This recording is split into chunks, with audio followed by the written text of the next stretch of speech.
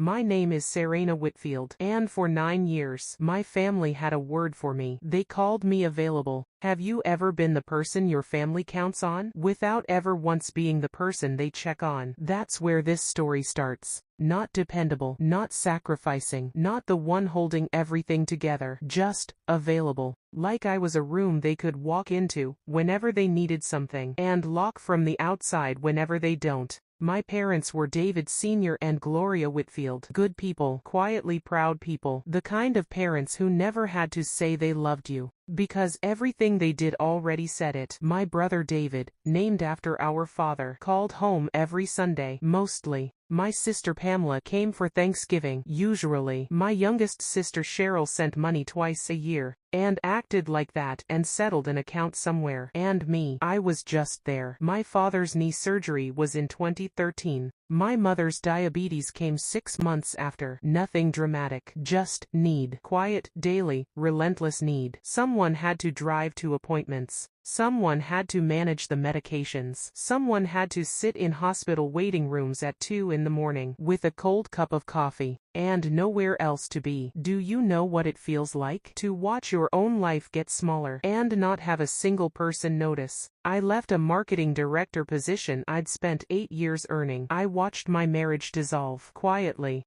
because my husband hadn't signed up to share a life with his in-laws, and I couldn't blame him for that, even when it broke me open. I moved into my parents' house in the spring of 2015. I didn't leave for 9 years. Not once in those 9 years did David, or Pamela, or Cheryl sit down and ask me how I was doing. Not one time. What my siblings didn't understand was that what my parents were watching, not passively, not the way you watch television, the way you watch something you love getting used up, and decide you're going to do something about it. My father never said much, but I'd catch him looking at me sometimes, across the dinner table, with an expression I couldn't name then. I can name it now. It was guilt, and it was gratitude, and it was something forming, quietly, in the background of everything. My mother used to squeeze my hand some mornings when I brought her medication, and hold it just a second longer than she needed to. She never explained why. She didn't have to. Think about what it means when someone who loves you stops saying thank you and starts doing something instead. I didn't know what they were building.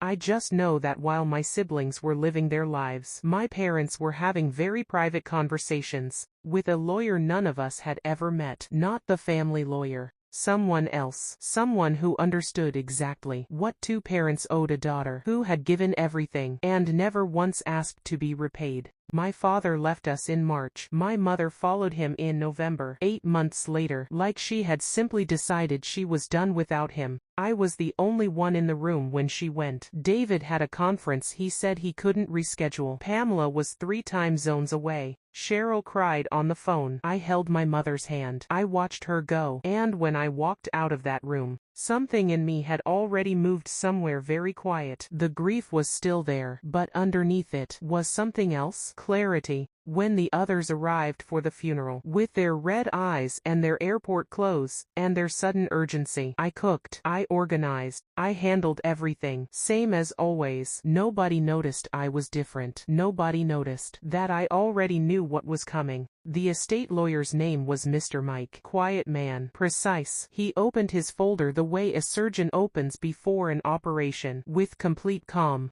and complete intention. He read the documents. The room didn't explode. It didn't erupt. It just went silent. David's face went the color of paper. Pamela looked at me like she was seeing me for the first time. Maybe she was. Cheryl started crying, and I couldn't tell you whether it was grief or rage, or both. Then David found his voice. He said it wasn't fair, and something in me, something that had been waiting a very long time, went completely still. I looked at my brother, the man who'd missed our mother's final week for a conference he couldn't reschedule. I looked at him, and I said the same words our mother used to say when we were small, and the world felt unjust, and we ran to her with our complaints. God sees everything, baby. He really does. Then I thanked Mr. Mike. picked up my copy of the documents, and walked out into the afternoon. They contested. Of course they did. David hired a lawyer within the week. Pamela called relatives I hadn't spoken to in years, looking for anyone who'd say my parents weren't in their right minds. People who'd never once visited. People who didn't know what my parents' living room smelled like. But you can't undo 7 years of legal,